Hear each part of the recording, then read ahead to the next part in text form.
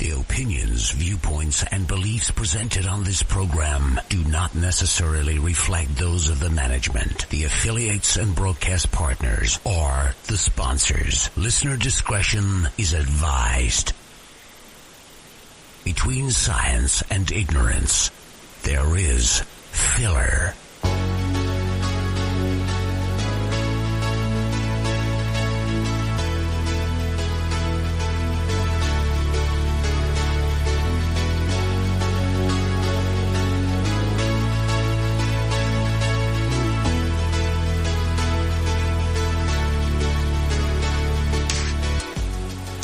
And good evening, everyone, and welcome to Paranormal Filler. Original broadcast date is December 11th, 2016. I would like to wish everyone a very merry holiday season.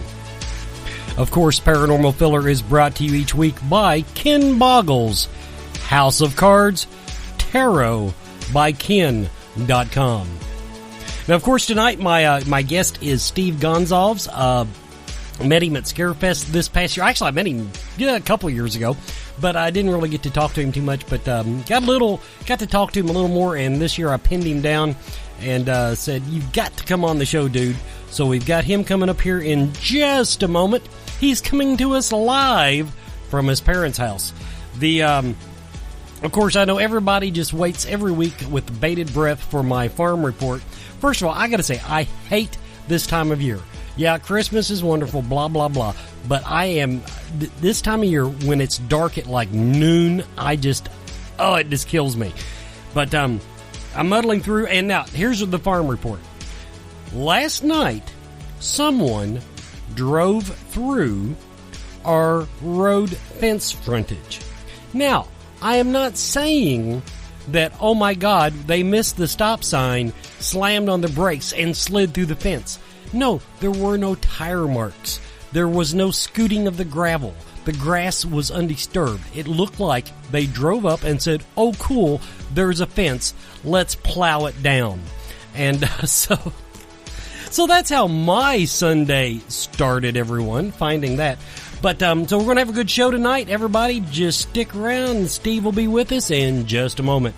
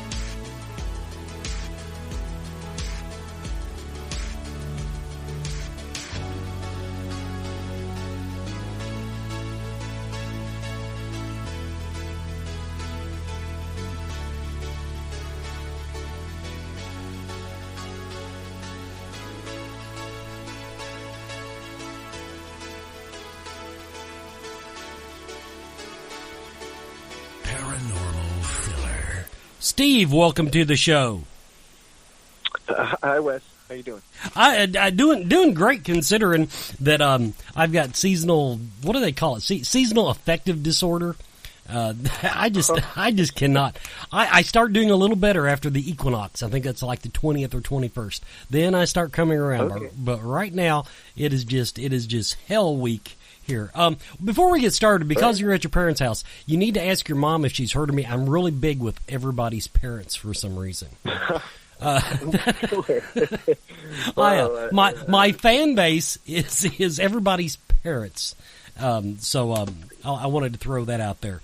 Now, first of all, like I said, we met officially. I'm going to say we officially met, because I dare say you don't remember the brief conversation we had previously. But okay, here's my first question. On Saturday night, now it was the launch at Scarefest of National Ghost Hunting Day.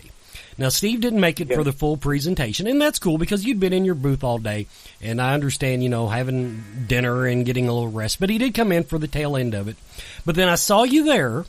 We talked a little while, and then Brian Cano and myself and Rosalind Bound and a bunch went out drinking and shut down every bar in Lexington and did not find Steve Gonsalves again until we were done. Where the hell were you for those 4 hours, Steve? I was, I don't know, I was probably at different bars. There was somebody in your group I remember talking to, and they were like, we're over here. And I'm like, well, I'm on this part of town. I was with some of the, the convention liaisons and that sort of thing. But I'm surprised we didn't end up finding each other until the pizza place at the end of the night. It was amazing. We had this big contingent, you had this big contingent. Apparently, it was just Lexington that night was Scarefest shutting down the bar night. Now, of course, okay, now I can't get off the hook without asking you this, and of course, the realized answer is probably I don't know, or I don't. What is on the horizon now that Ghost Hunters is off the air? What is on the horizon for Steve Gonsalves? Well, luckily, we're in a position where Ghost Hunters might be off air, but it's just off air on Sci-Fi. We have coming close to another home for it. And so that will continue for sure. In terms of other projects, we're smart to, keep some focus burning, but there's, nothing right now that we can sort of say, hey, this is happening. Right. Everything is sort of in its infancy, and, it happened just as fast for us as it did for everybody else. We literally decided, hey, let's do this. And that day it was decided and done. So, that's where it stands right now. We're excited, though, about what's next and where the show is going to go and what we're working on now with the production company and other projects. 2017 will be pretty good for our, little camp here. I realize you probably can't get too specific, but are you just pretty much renewing the franchise somewhere else, or are you tinkering with the concept? In other words, are we seeing Ghost Hunters 2.0, or is this going to be something different that the TAPS team is going to be doing?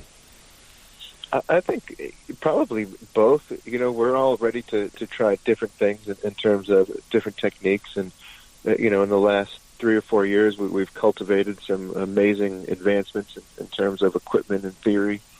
And I think we're ready to start using, all of that knowledge and the tools and equipment we've acquired, and really start to actually, we're in a fortunate position where we do get to help people, but we want to get down to really, helping people, and the way to do that is really to, use everything that we've seen and we've done, and push the techniques and the boundaries a little further so that we can get some resolution on the back end. We sort of leave the cases and put them in aftercare, with other groups or with TAP's home team, that sort of thing. But we really want to, take care of our clients the full and all the way through. Well, that sounds like you're kind of envisioning going back to your roots a little bit, because the natural progression of the show was you started out going to Lucy's house, and then as the show progressed and you needed my theory on it, now you can correct me if I was wrong, but because the public demanded evidence, they wanted they wanted evidence, they wanted data, they wanted to see those little startling moments, that you kind of shifted over to the bigger, more public locations, going under the auspices of shooting ducks in a pond. Well, what's interesting about our show is our highest rated shows are usually the ones where we disprove things. That's always been sort of our, one of our most popular episodes, aside from St. Augustine Lighthouse and some of the ones where we did get some fantastic stuff, is a case where it was a gentleman where we were able to completely turn his entire world around by figuring out that he was suffering from EMF hypersensitivity and all that stuff. And it was really the first time people were sort of like, wow, this stuff can really affect people so that they think they're having paranormal experiences. And, it is great when we find things. And it really came down to, when our show first started, there was no such thing as access to those kind of places, right? Mm-hmm. You could do private residences all day, but going to, St. Augustine Lighthouse, going to Waverly Hills, going to these places. It didn't exist. It didn't happen. You were shunned. They didn't want you. Know what I mean? Like, you were there. They didn't want you. Maybe you could get in, but so there was a lot of residences, and we were actually helping people. But as the show progressed and the name got there a little bit, and we found that these other places were, more accepting of us, we did hit them a little bit harder. But what's interesting is we've always done private residences. It's been what we've, built our name on, really. Private residences, helping people, our clients and that sort of thing.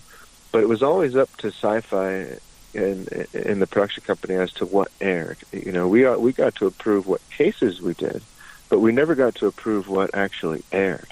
So if we did, 10 cases and 5 of them were asylums and, this place, and there was activity and good disproving, and the other 5 were private residences where we sat there with the family, Sci-Fi is going to choose to air the ones where there's some action and they can build an audience off of. Sure. That's interesting, because I didn't really think about in the last few years you all even having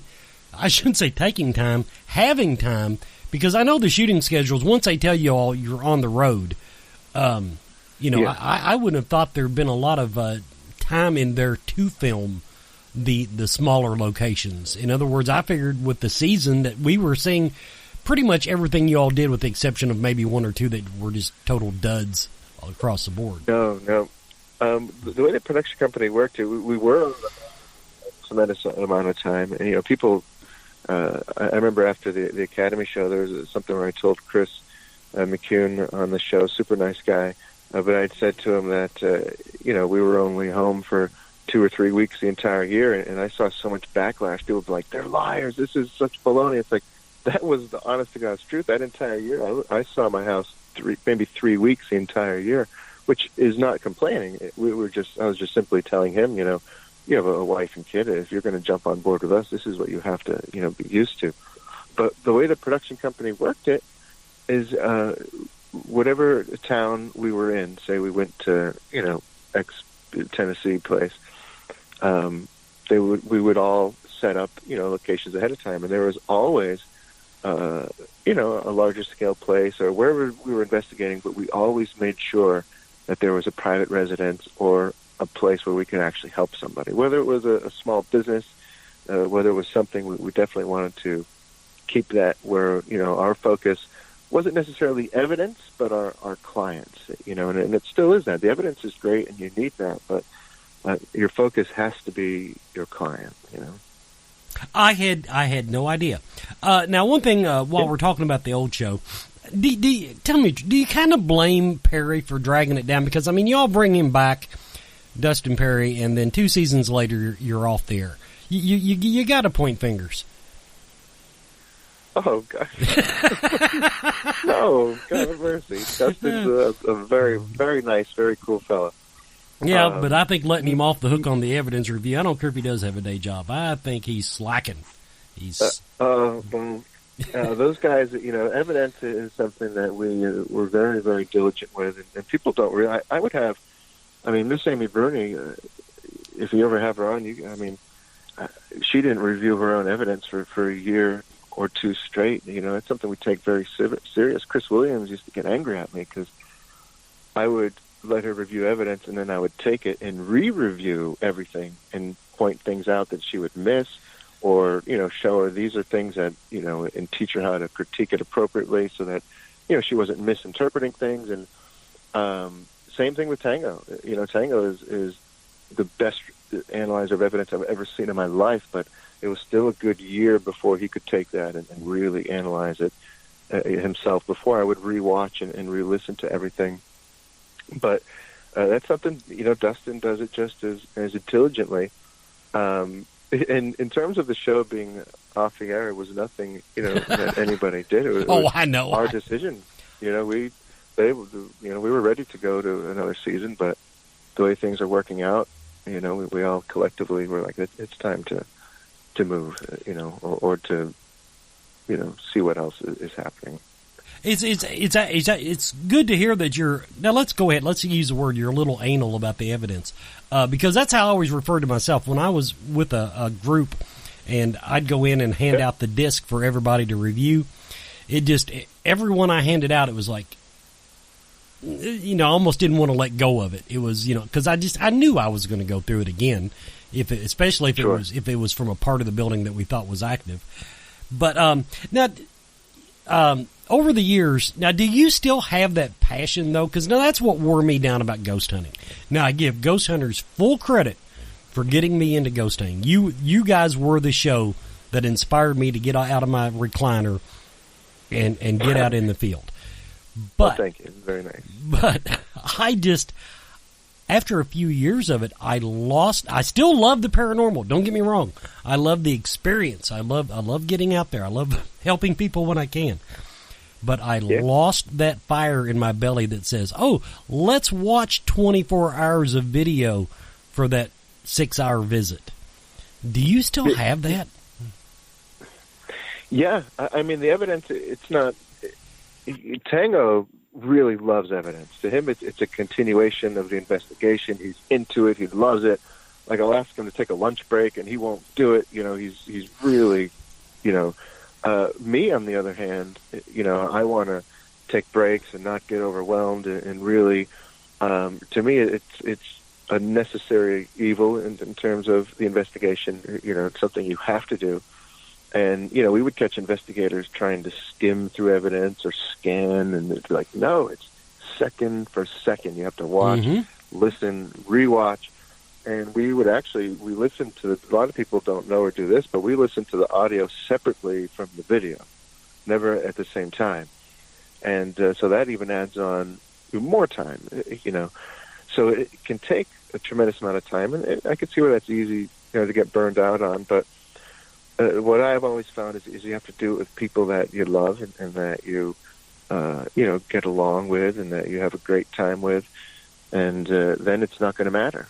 It really isn't going to matter. You won't, at least for me, I don't feel like you'll get burned out. You'll just be hanging out with a bunch of friends, Well, see, I was all alone. Oh, well. I didn't. My production crew didn't have a budget to put me in a hotel with all my friends. But I know what you're saying. Of course, we had the 4-camera DVR system, and I could not force myself to review it 4 cameras at a time. I had to sit there and watch each camera individually so that I wouldn't miss anything. And and I just finally like I said, I burned out on it. I admit it, but it's good to hear that you can still stand that. Yeah, yep. It's part of it. It's part of what you got to do, and I've been doing it for so long now. I couldn't imagine it differently. Luckily, the last 5 or 6 years, I haven't had to review as much as I did when Grant left the show, and I sort of assumed some of his responsibility there.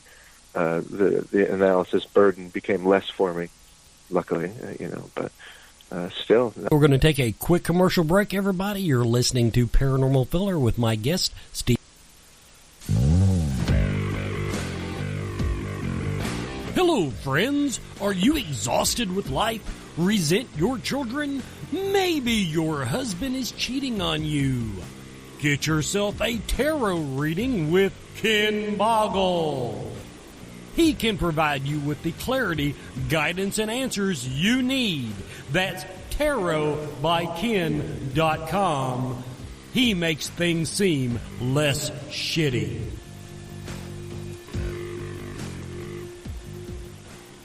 Now, before we get back to the interview, I'm going to give away a membership at paranormalfiller.com, a subscriber membership. All the person has to do is send me a private message on Twitter, and I will get you hooked up. The person I'm giving it away to for supporting me on Twitter is J. George, JGeorge60. When you hear this episode, if you're not listening live, it doesn't matter. If you just listen to the replay, if you will just send me a message so that I know that all your support on Twitter is followed up by actually listening to the show, then you will get a free subscription to paranormalfiller.com. Now, everybody, first I'm going to ask Steve, are you one of the guys who just absolutely Well, do you go back? Do you actually ever sit down with friends and family and actually watch your own show? No. I mean, I don't make a habit of it. There's been times when, I have gone over with my mom and watched, or, I've been over at my girlfriend's house or whatever. But it wasn't something where I'd have to watch every episode. Sometimes it's a little weird, or sometimes, you'd be like, well, why did they use that piece of evidence and not this one? We would feel like that one's better, so we would get frustrated. Or sometimes for me, I'd be like, gosh, you gained 20 pounds in the last 7 episodes. Stop watching, But, and plus we were there, so you kind of know what it's all going to be about. But it's fun to see, sometimes how they, make the story go throughout the episode and that sort of thing. Now, talking about the 20 pounds, what have you had this major lifestyle change? I met you this year. You're like that Dorian Gray painting. You look younger than when the show started. You have the most. Now, here's a Ken Boggle moment, everybody. You have the most beautiful skin, Steve. Oh my gosh! Come on, you're crazy. Thank you. That's crazy. No, I mean skin. I don't. I mean, am I really supposed to answer these questions? Well, yeah. It's a real question. Are you working out now? Are you eating better? I'm serious. You look better. Thank you. You're very nice. To be honest, I was getting a little aggravated where my weight was around, for a while. And I had tried a few things, and I did T25, which is an exercise routine, for about a year. And although I didn't lose much weight, I felt way better and started, seeing some muscles and stuff. I was like, dang, But I was sitting down with Tango, actually, and was telling them how, diets don't work for me, and how being on the road for 10 years straight eating fried food really, packs a punch. And he was like, "Well, your favorite food in the world is cheeseburgers, right?" And I said, "Yeah." And he's like, "So just eat cheeseburgers." I was like, I don't know if I can do that. But anyway, long story short is, just basically started hiking a lot in the beginning of the summer, and I cut out sugar and limited myself to between 20 and 25 carbs a day. That's it. But it came off fast. I lost 50 pounds in 5 months or something. That's all I did. I compliment you sticking to it. My regimen is just to try not to completely fall apart before I'm 60. Now, anyway, where I actually started with this. Now, do you ever get time to watch any of the other shows? No, it's not about time. I just don't. I haven't. Okay. I've caught a few here and there, but I don't watch them on a regular basis. No. Okay. I'm taking the long way to get to a question. Now, the other thing is, do you ever monitor or participate in any online chats or discussion boards to see what the paranormal field is talking about?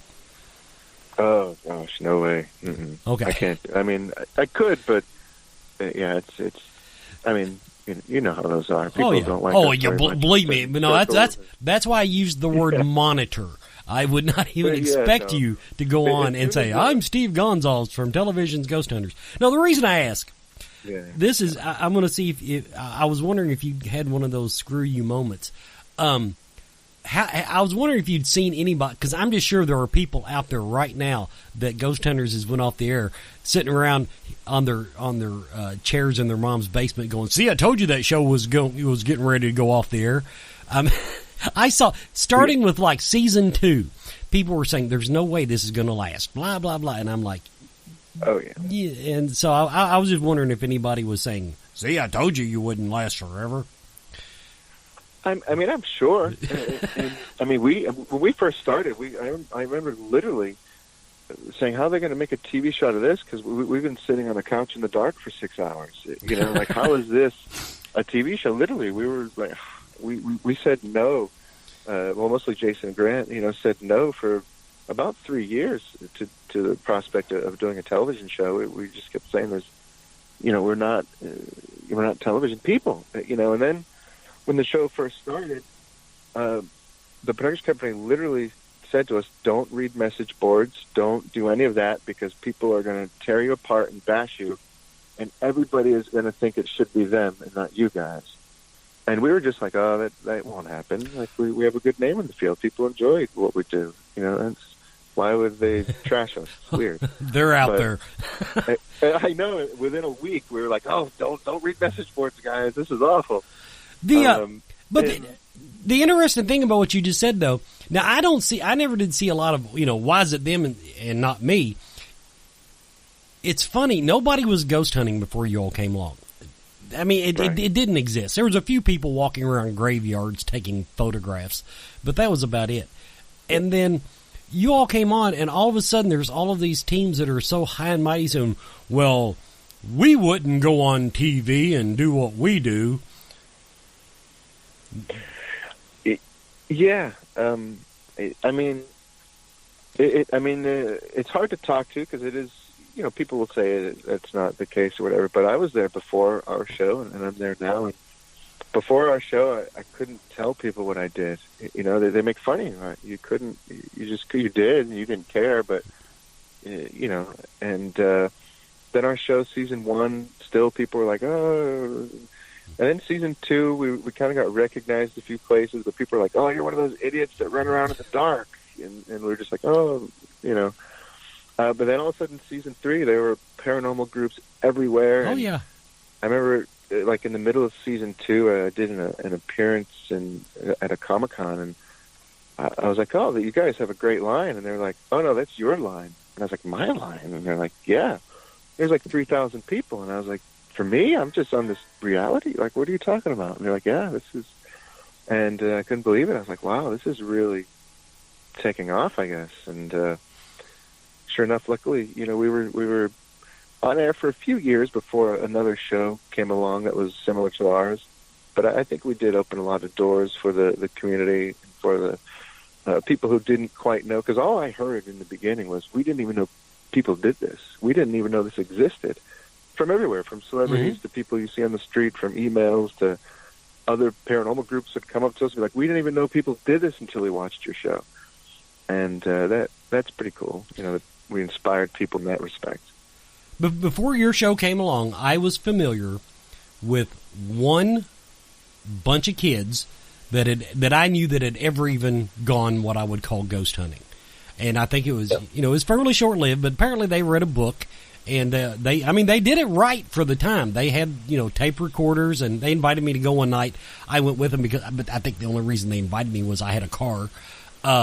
But, they went to the house on somebody's farm and walked around. The only thing is, back then, it was even before the digital age. So, like, no one would take pictures because they knew it was going to cost them $2 a photo to even look at it. Yeah. So there was that. Awful. But now, see, that was our biggest expense in the early days was film. Literally, every case you'd go through 20, 25 rolls of film, and then the client wanted them all, so you'd have to develop them. And you're looking at $200-$300 just in film for each case. But looking back on that, while we're talking old timey, do you think that everything that we do now in the digital age is? Do you think it's equal to the old analog stuff that we used to do? Like, I mean, Polaroids were the ghost hunters' choice of film evidence. You had Polaroids, and then you had some. I had an Instamatic, so I wasn't even in the ballpark. But I mean, the good people had 35 millimeters. But the old tape recorders, on tape. Do you think that there were some things that maybe we caught back then that we couldn't catch now, or do you think it's all awash with the advances that we've made? I think the advances are helping. I think going digital for the skeptic community and for the scientific community, it's a little harder for evidence, just because once you digitize something, once you put something into a computer, it is just so easy to manipulate it, to misinterpret it, to all kinds of different things. And people now will clean up their photos and do all kinds of stuff, so it's no longer, the photo you took. It's now a completely different photograph, where, like you said, the Polaroid, it is what it is. Or when we would get film developed and people would say, oh, that's just this, or you did that, we could send those, those negatives to Kodak or to a state lab, and they would send you back, a list of things that, they thought was not affecting your photo, like lint or dirty developing solution, that sort of thing. And you don't have any of that now with the digital photographs. Digital video, I think, is good for, to analyze. You have less distortion and that sort of thing. But I do think the old, like the tape, the audio, the recording, the analog, like you said, I don't think it means you'll catch less. I just think you're missing things, perhaps, that you could catch. It's a good question, but I usually have one per show. Let's take another commercial break. We'll have another commercial break here. Everybody, you're listening to Paranormal Filler. TarotByKen.com. Unlike other tarot readers, Ken reads multiple spreads during each session to provide you with clear, concise answers and guidance. Don't take my word for it. I'm just a voice on the radio. From Kelly, one reading with Ken completely changed things around for me. Jennifer, I feel so rejuvenated about my life. Melissa, it has changed my life. Visit TarotByKen.com to arrange your own tarot date, or you can call or text Ken at 859-229-4833.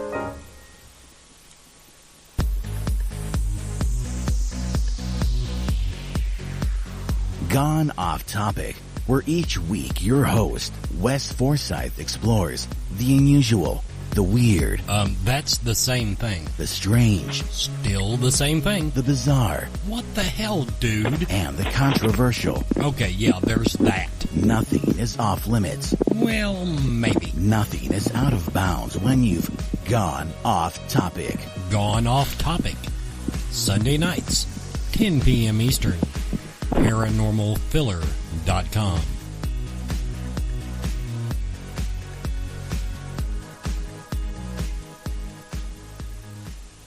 Now, looking back at the field over the years, Steve, now one thing that you kind of alluded to, the one thing, it has brought the belief in the paranormal, the desire to look into it, into the mainstream, and has made that acceptable. I have people walk up to me that find it, that know what I do, and they'll say, "I don't believe in ghosts, but let me tell you my ghost story." Do you still get that? Yeah, yep. It's lots and lots of ghost stories for sure, but they're fun to listen to. It's what we all, what we all love is the story and the lure and the history of it all, and I love it. I love hearing all the different stories. I mean, sometimes you can sort of tell in your head that somebody might not be telling the truth, or maybe they're misinterpreting something, and you might sort of go, okay, but for the most part, of course, listen to all of them, but we get a ton all the time, everywhere I go. Now, on that topic, for sure. And I'm going to preface this by saying that when I announced the show tonight on Facebook, one of your fans, Katie Followell, said that you're a big sweetie pants. Now, the reason I'm prefacing this question with that statement is at the Paracons, I am sure that countless ghost hunters walk up to you to show you their evidence. Mm-hmm. Mr. Sweetie Pants, how do you deal with the ones that you know? Do you come out and tell the people when you think it's bullshit, or are you very, very nice? I've never seen you deal with that fan. Yeah, of course. I mean, when people are showing you a photo, you have to, or having you look at something, you have to remember that they're excited. They're very excited to show you. They want to share it with you. They want to have that, a little common ground with you, and that's nice. It's always a nice moment when you can interact in that sort of way. Some people get mad. I tell them for sure, hey, I think this is that, and I give them the reason behind it. And some people do get angry. Some people get upset. But for the most part, they're like, oh, thank you. Okay. That's really interesting. Thanks. But but it's really hard, when you're looking at other people's evidence, because you don't know the background behind it. You don't know. You're taking everything, their word, which is fine. But if I was there, I would know for sure there was nobody standing on the other side of that glass. Or I would know for sure there was no, smoke happening. A few people behind me or something. You know what I mean? But when you're looking at other people's photos, it's very hard to paint a whole picture. I've heard Jason and Grant both say before to people, it's kind of like pulling a page out of a novel, and you just don't know much. You can't base anything off that one page. You need so much more. But sometimes people will bring, a photo or a piece of video that we just think is super cool, and we're like, wow, this is awesome. And I've had people email me stuff that I can't figure out, and I've tried to help them with it. But for the most part, it's exciting. I want to see people's pictures and photographs and see what they're up to. That's how you exchange information and build on the field, and that's what it's all about. Now, on the same basic topic, the field has obviously grown, and I think it's advanced. Now, I'll come out and say, no, I'm not a skeptic by any means, but I do think for every step forward we take, we do manage to take at least a half a step back. But what has been the greatest improvement in your view of the way of the field in general? We'll keep it pretty general. Of the paranormal field, what is the greatest improvement you would see today versus season 1? For me, it's the openness of other sort of fields. 10 years ago, I wouldn't be able to go to MIT and talk to them about different devices and get their input on things. They would just sort of laugh at you. Or, we have people that have 3-4 PhDs and they're, working with us to build equipment, and we're working with the Pentagon, that sort of thing. Just that openness has opened up a lot of doors for the field, and a lot of people have put their eyes on the field that wouldn't have otherwise. And I think that, or wouldn't have before, not otherwise, that wouldn't have, 10 or 15 years ago. That's important because that brings better equipment, that brings better understanding, and it also brings more rigid standards in terms of your evidence collection. But we have to be careful, evidence and all that stuff is fun and fine, but there is still a personal element to it with your clients and doing right by people and the respect that the field deserves. And so all those things together, I think, are as advanced as they have been, which is good. The field certainly isn't going backwards, which it could have 10 years ago. I'm not going to call it an argument, but the one thing that I have not understood how it has happened, and I'm sure you've had this question or a similar one come up before, is in your early seasons, you all at least looked twice at orb photos. And then, but because you couldn't, at the time people were still figuring out digital photography, you didn't put any stock in it. But as the field grew, and we understood it, and then all of a sudden the camera companies come out and say, our equipment does have a flaw. And so this is what, causes so-called orbs. How the hell did that come back into play? So the question is, how did orbs come back into play? Or how have we not controlled them, at least to the point of not being good evidence? I think that's a nicer way to put it. Because, okay, my own personal feelings on orbs is that I cannot dismiss orb photos outright for the simple reason is I cannot tell a ghost what he can or cannot do. I'm not a skeptic. I believe in the traditional ghost, but at the same time, I can't give them any weight either. But even though that you all were in the forefront of not giving them weight, why do they still have so much weight? There's a whole sort of the field has a lot of different sides to it, and there's a whole movement of, people that really still believe in that orb, that orb evidence. For us, anyway, or for me, and I think most of the TAPS team and most of the investigators that I, interact with, the thing with orbs is that they can be anything, right? Dust looks exactly like an energy orb. Energy orbs can exist, of course. They recreate them in laboratories all the time.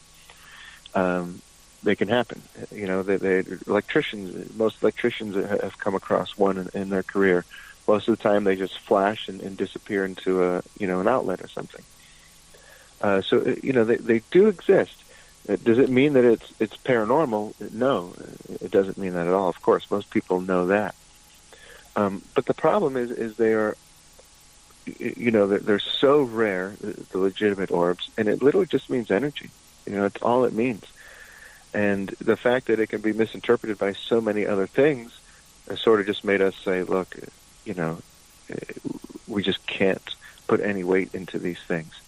And aside from that, I remember it being, I believe it was MIT, it told us that, if we could capture energy on film, it would be solid, it wouldn't be transparent, and it would emit its own light from the center outward. So we look for those characteristics. But for the most part, orbs, they really are nothing. And in terms of the digital cameras, they do pixelate a lot of times into a sphere when it can't figure out what exactly it is. And that's fine and all, but analog, you still caught orbs, and it didn't have that flaw, you know what I mean? And one thing I always found peculiar, especially in the earlier days, was, I could take my 35-millimeter camera or my Polaroid or whatever and have it with me all day and take a million photos and not see one orb, but I'd go into a place that's supposedly haunted, and you have, 3 or 4 orbs in one photo. But it's still, you can just disprove just about every single one of them. You really can't look at them as anything paranormal.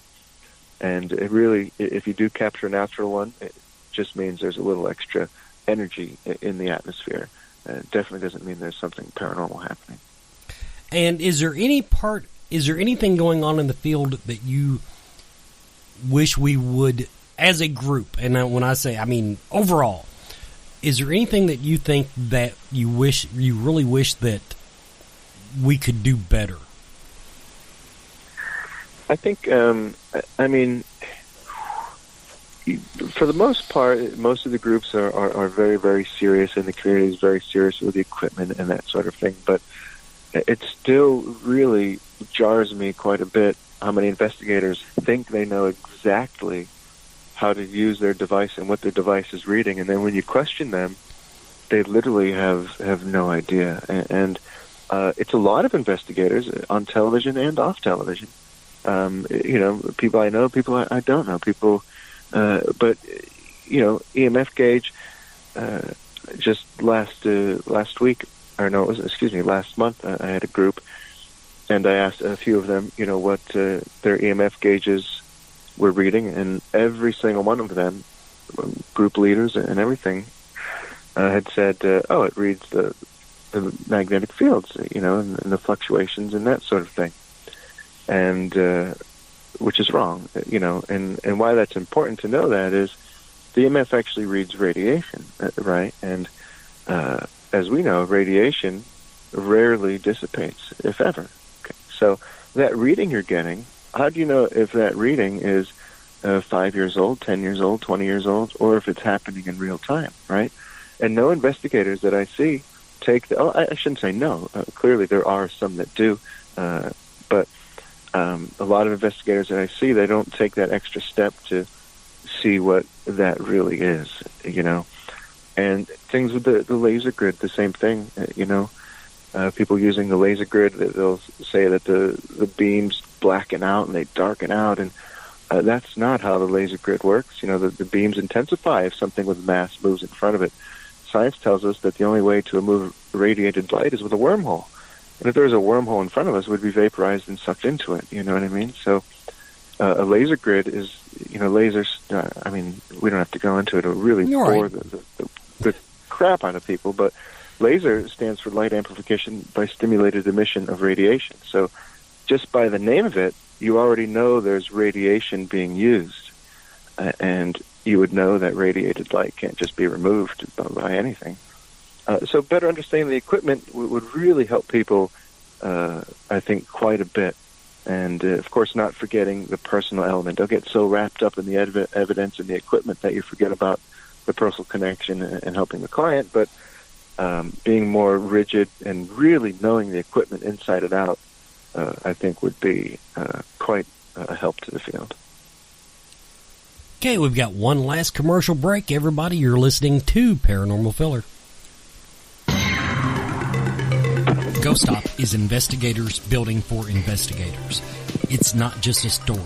They are researchers that build and supply gear for teams around the world and your favorite ghost hunting shows such as Ghost Hunters and Ghost Adventures. Ask anyone that has used Ghost Stop and they'll tell you the customer service and quality are unbeatable because they know the equipment they are selling. Ghost Stop. Go to paranormalfiller.com. Click any Ghost Stop link. Ghost Stop. They build it. They use it. And we're back with our final segment of Paranormal Filler with guest Steve Gonsalves. Okay, Steve, what does Steve Gonsalves do when he's not stomping around dark buildings? Well, the last year or so, I've been getting a lot of work done on a few different projects. I like reading a lot. I love movies, video games, music, play drums. Hanging out with my cats, hiking. I've taken quite a fancy to that. Cooking is a lot of fun, very relaxing. Yep. I feel like this is a personal ad. I enjoy all that stuff. Yeah. I volunteered a little bit around Thanksgiving. That was a lot of fun. Yeah. That's about it. So you're just a guy, aren't you? Of course, yeah. Yeah. This is yeah. I mean, definitely. You're a TV star. You're supposed to be windsurfing and shit like that. Well, I do those things, but I prefer to do other things more often. Yeah, but I mean, we're definitely not no. I'm not the most exciting guy. That's for sure. I like to have fun, of course, but I'm not out windsurfing all the time. Let's go ahead and let's get your plugs in now. Where can people find you? Let's pull up your little list here that you made before the show. Whoa. Because you're at your mom's house and didn't have all your crap together. But I know with the show in, we'll call it hiatus, that you probably got some things on the horizon where people can come and meet and greet you. Yeah, we have a few dates released. Of course, the new year isn't here yet, so it's still filling up. People have to tune into the different social media and the internet and that sort of thing to see where we'll end up. And but so far, I'll be in Radford, Virginia, at St. Albans. That place is pretty awesome. And that is actually on May 27th. And next month, Tango and I are doing an investigation in Cape May, New Jersey on the 28th. And that one's almost sold out, but there's still a few tickets, I think, for that one. That should be a lot of fun. That's at the Southern Mansion. And then in February, I'll be at TerrorCon in Providence, Rhode Island. It's like a horror, paranormal, rock and roll convention. Should be a lot of fun. I think so far they have some Walking Dead people announced and some paranormal people, and they'll keep building on that, and should be a lot of fun. Of the big places you've gone to, do one or two stick out in your mind as far as, I mean, you can base it on either the evidence that you've collected or just the gravitas of the location. In other words, I guess a hokey way of saying it, what are your favorite haunted places that you've been to? Geez, that's a tough one. Obviously I have, answers because we get asked it, quite a bit. But what's funny is that they kind of always change, so I actually like getting that question asked because then it makes me think for a minute, like, which ones am I? Because I get nostalgic about places, and that sometimes sort of takes over the sort of the evidence, or maybe but Waverly Hills is obviously always going to be a favorite. St. Augustine Lighthouse is awesome. Trans-Allegheny Lunatic Asylum, Birdcage Theater, Stanley Hotel. Those places, in terms of the big places, they really stand out as being every time you go there, you could be in for a pretty fun time. See, now I've been to Waverly three or four times, and yeah, I like it, and I would put it on my gravitas scale, because when you walk into the place, it's just overwhelming. But sure. But I've never. I'm not, and I believe the place is haunted. Don't get me wrong. I've had some experiences, caught some good data there, but I'll put it this way: I'm not going. I as a personality, I'm not paying to go back. I'll put it that way. I didn't Sure. It didn't knock my socks off. But Okay. I do like it, and Stanley is still on my bucket list. That is the one place that I absolutely have to go to. Yeah, Stanley Hotel is amazing. The people going to these places that are far off for them, there needs to be something else than just if they're gonna find activity or not. For me, Waverly, always something. Stanley Hotel, pretty much always something. But the thing with the Stanley, like you can go there and nothing has to happen, and you're going to have an amazing time, and it's just so beautiful that the trip is going to be worth it, whether you find paranormal activity or you don't. Same with Waverly Hills. It's a different kind of beauty, but I walk into that building, and every single time I gasp. It's just how beautiful it is, and it's beautiful in a decrepit, kind of dilapidated, that sort of beauty, but it's just gorgeous. And, paying to go to these places, it is sort of, for a paranormal investigator, you're kind of like, oh, you got to pay to go to this place. But, if that's how this place has to stay open so it doesn't get demolished, I'm kind of okay with that. For me, anyway. Absolutely. I'm a firm believer in that. If that keeps these places from being bulldozed down, I mean, vacant buildings just do not pay the taxes. I mean, that's just all there is to it. So no, I'm a big supporter of the pay to play locations, and Waverly, like, the place drips history, and I've just but well, I mean, they've got enough of my money. Like I said, I paid every time I went, so that's the only reason I point that out. Yeah, if you've been a few times, you can take some time off for sure. But to be there, you have to love that, that sort of Scooby-Doo vibe where it's 3 a.m. and you're in this abandoned building with only 5 or 6 other people, where you shouldn't be, and at any minute something could happen. It's pretty awesome and exciting. Now, one last question before I let you go. What is the most, and I'm not going to say scared. Everybody say, what's the scariest thing? What is the most startled that Steve Gonsalves ever was on an investigation? Even if it was something completely bullshit. Well, I mean, me, would like give me quite a jump and a scream. And I know it's stupid and terrible, but every single time it happens, and it just happens. You can't control it. But in terms of the paranormal, we were at, I mean, there are a few things that stand out. I forget the name of it. Well, actually, at Trans-Allegheny Lunatic Asylum, there was these big steel shutters that we couldn't even get to move, and they slammed right in our face.